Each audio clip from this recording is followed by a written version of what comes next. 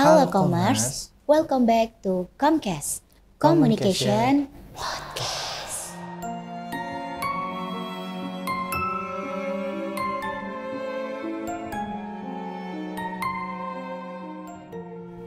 Apa kabar Commerce yang ada di rumah? Gimana aktivitasnya? Nah, mungkin ada beberapa yang padat dengan berbagai aktivitasnya, namun ada juga nih yang lagi nyantai. Makanya sekarang waktunya kita rehat sebentar, ditemenin dengan kita yang akan nemenin Commerce beberapa menit ke depan. Tapi sebelum mulai, gue kayaknya kita belum kenalan dulu. Oke, boleh. Kenalin, gue Anissa dan rekan gue di sini Ahmad. Nah, kita bakal ngebahas sesuatu yang apa tuh? Yang seru banget pastinya. Oke, di episode kali ini kita bakal ngobrolin sesuatu yang ringan, tapi juga bikin tegang.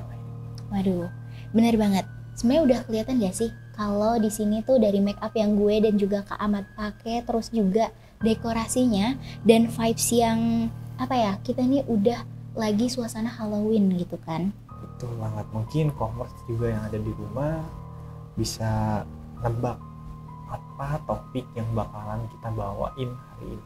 Benar, apalagi di suasana Halloween, topik ini selalu jadi favorit karena bikin suasana makin horor parah. Commerce sudah mungkin udah pada penasaran kali ya. Kita langsung mulai aja kali.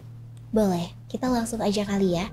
Sesuai yang tadi udah gue mention di awal ya Kak, kalau kita sekarang udah masuk ke suasana Halloween. Dan kalau lagi Halloween ini identik banget sama yang namanya horor. Terutama film-film horor gak sih? Dan film horor tuh ada banyak banget kan, terutama film horor Indonesia. Salah satu filmnya itu ada Menjelang Ajal.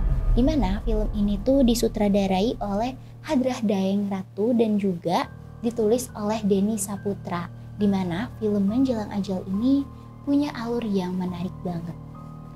Gue tahu film ini tuh yang menceritakan tentang seorang yang bernama Sekar, kalau nggak salah. Iya. Dia itu pakai penglaris gitu. Betul banget.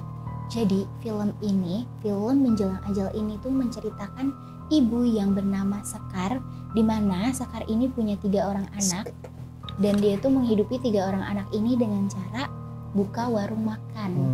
Tapi di film itu tuh tiba-tiba kayak Sekar itu ngerasa gelisah. Kenapa? Yang karena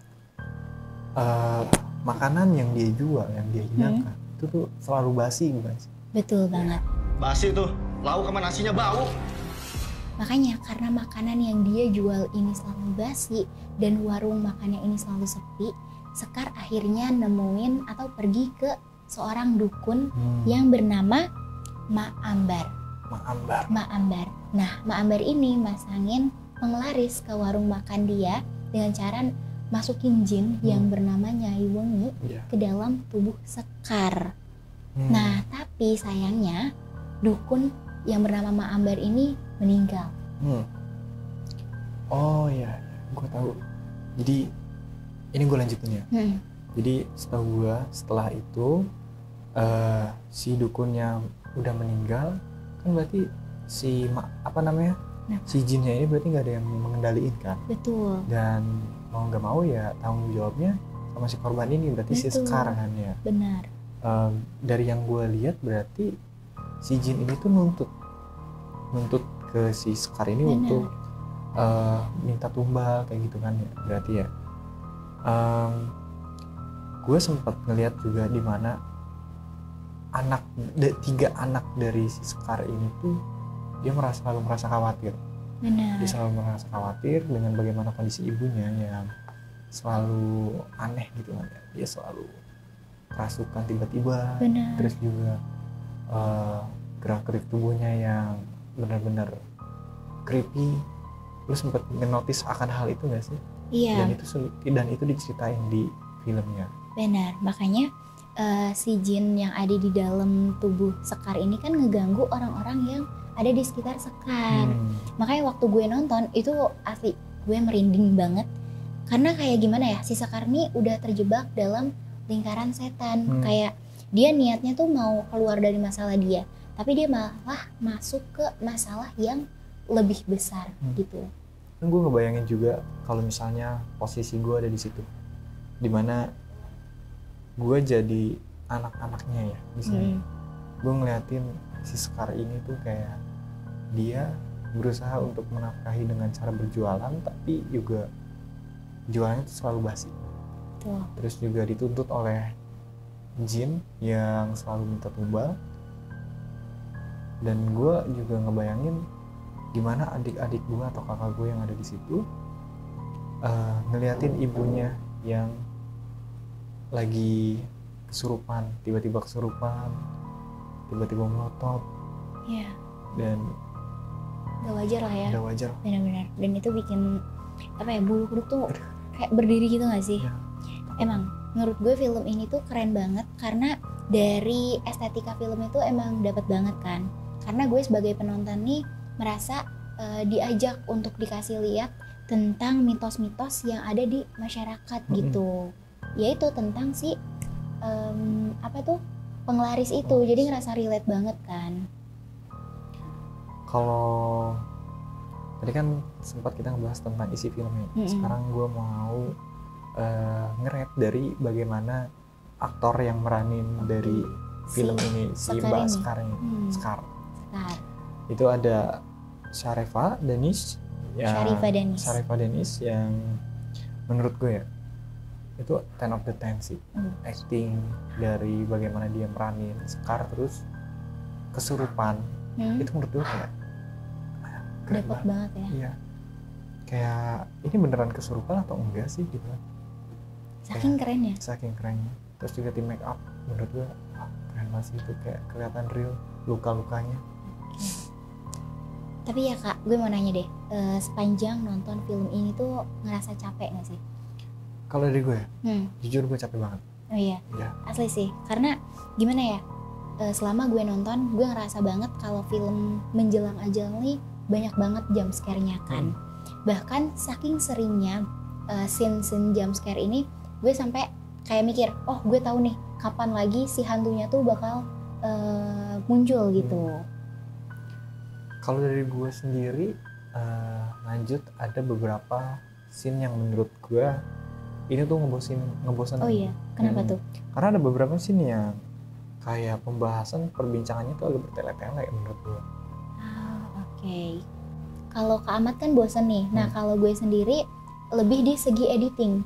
Ingat gak sih scene waktu dimana Ustadz itu ngeruqyah si Sekar, yang di dalam kamar. Nah dimana ketika si Ustadz ini ngeruqyah atau ngedoain si Sekar ini kan, Sekar tuh langsung kayak bukan narik sih, kayak ngangkat si Ustadznya itu. Nah dimana Ustadznya langsung ditusuk ke caps lock. Itu iya, dan matanya itu dia langsung bocor sampai keluar. Itu berdarah banget, tapi sayangnya di bagian itu gue malah nggak dapet kesan horornya, karena kesannya tuh malah fake gitu loh. Gitu, jadi gue nggak dapet kesan horornya. Kalau dari gue sendiri mungkin lebih ke arah adegan dimana menurut gue ini film kayaknya ada deh adegan di film-film lainnya juga. Kayak klasik aja gitu. Contohnya tuh yang di ini gak sih, waktu scene yang ruqyah yang si Ustadz di scene bagian di menit-menit terakhir waktu Ustadz ngeruqyah, sama gue inget banget ada anak dari si Sekar ini, dia ngambil tanah di kuburan. Iya itu. Nah ketika selesai ngambil itu dia berhasil ngambil nih si anak cowoknya ini, tapi setelah itu banyak pocong yang ngehimpit atau ngelilingin dia, itu banyak banget pocong. Dan gue baru nyadar kalau itu tuh ada di film Pemandi Jenazah juga. Betul. Dan itu disutradarai oleh orang yang sama film Menjelang Ajal ini. Sutradara yang sama berarti. Betul. Jadi banyak scene yang gimana ya, yang nggak baru gitu loh Kak. Mungkin ini juga bisa jadi masukan buat perfilman Indonesia kali ya. Kayak scene ini tuh kayaknya kalau misalnya udah ada di film ini, harusnya nggak ada lagi di film selanjutnya. Betul. Atau film-film yang mungkin bakalan dibuat sequel kayak judul-judul baru gitu kan. Menurut gua ini bisa jadi masukan aja gitu kan buat perfilman yang ada di Indonesia, apalagi film horor gitu kan. Dan juga Mungkin nanti yang commerce siapa tahu yang cita-citanya mau jadi sutradara ini bisa jadi masukan juga. Betul. Benar banget tuh, boleh banget dicoba ya buat commerce yang mungkin dapat tugas nih bikin film horor. Itu boleh banget dimasukin nih pendapat kita ya Kak ya. Tuh. Nah, kalau tadi tuh kita ngebahas apa sih Kak? Ya tadi kan kita ngebahas tentang kelebihan sama kekurangan dari si film ini. Benar. Kira-kira kalau dari lu sendiri itu, lu bisa nangkep gak sih inti dari poin cerita di film Menjelang Ajal ini? Makna dari film Menjelang Ajal ya? Iya. Oke, kalau dari yang gue tangkep nih ya Kak, dari film Menjelang Ajal nih kayak ngasih tahu kita akibat dari penggunaan penglaris gitu loh buat dagang atau bisnis. Karena gimana ya, mungkin awalnya enak nih kalau kita pakai penglaris gitu, dagangannya jadi laku, bisnisnya jadi lancar. Tapi kalau kasusnya sama kayak si Sekar di film Menjelang Ajal ini, dukunnya mati, keluarganya jadi diganggu. Nah itu kan jadi repot ya, yang niatnya mau nyari untung malah jadi buntung kan. Jadi mending buat commerce juga nih terutama yang emang pengen mulai usaha atau pengen berdagang gitu, carilah yang aman-aman aja gitu, nggak usah pakai penglaris. Jadi kayak jangan pernah dalam hidup tuh kita ngambil jalan pintas lah. Betul. Cheat dalam hidup tuh enggak banget. Pasti selalu ada gitu kan konsekuensi yang ditanggung sama orang-orang yang selalu pengen apapun tuh instan gitu. Iya benar-benar. Nggak boleh, di agama pun bahkan kita dilarang menggunain kayak gitu tuh, kayak penglaris, sugihan juga. Betul. Itu kan nggak boleh. Nah benar banget, gue setuju banget sih Kak. Tapi nggak kerasa nih kita udah ada di akhir podcast aja. Setelah ngulik banyak banget tentang film Menjelang Ajal ini, kalau dari gue sendiri kan film ini tuh secara garis besar penceritaannya tuh emang bagus banget kan, dan emang layak lah buat diikutin gitu, walaupun masih ada beberapa adegan atau scene yang rumpang dan juga ada scene-scene yang sekiranya tuh nggak perlu lah gitu scene tambahan. Nah kalau menurut Kak Ahmad sendiri, itu secara keseluruhan filmnya gimana nih? Kalau dari gue sendiri, buat semuanya ya, dari sinematografi, dari visual effect, enggak sih tadi sempat lu mention juga. Iya betul.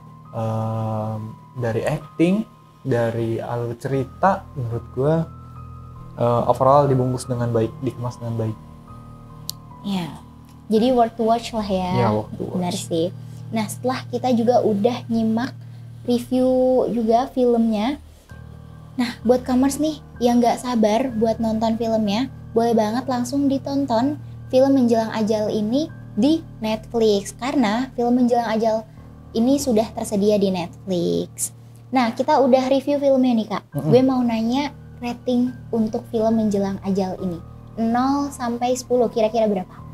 Kalau dari gue sendiri, sesuai dari apa yang gue bilang tadi barusan, itu kan acting, sinematografi, terus alur cerita menurut gue cukup menarik dan dikemas dengan baik, meskipun ada yang tadi gue bilang bertele-tele, sama editan yang lu bilang juga itu. Jadi gue paling 8,5 dari 10. Oke, setuju sih. Kalau buat gue sendiri, rating untuk film ini 8/10 lah. Sebenarnya sama sih kayak Kak Ahmad. Dari segi alur cerita itu emang udah bagus banget dan relate banget buat masyarakat Indo. Tapi balik lagi ke segi editing masih ya bisa lah buat diperbaiki. Mungkin sebelum kita akhiri podcast kali ini, gue cuma mau ngucapin buat commerce yang ada di rumah, selamat hari Halloween. Happy Halloween bagi commerce yang merayakan. Nah jangan lupa juga buat follow Instagram kita di @com.cast, karena di sana bakal ada topik-topik yang menarik yang akan dibahas di next episode. Oke, kami pamit undur diri. See you on the next episode and bye bye commerce.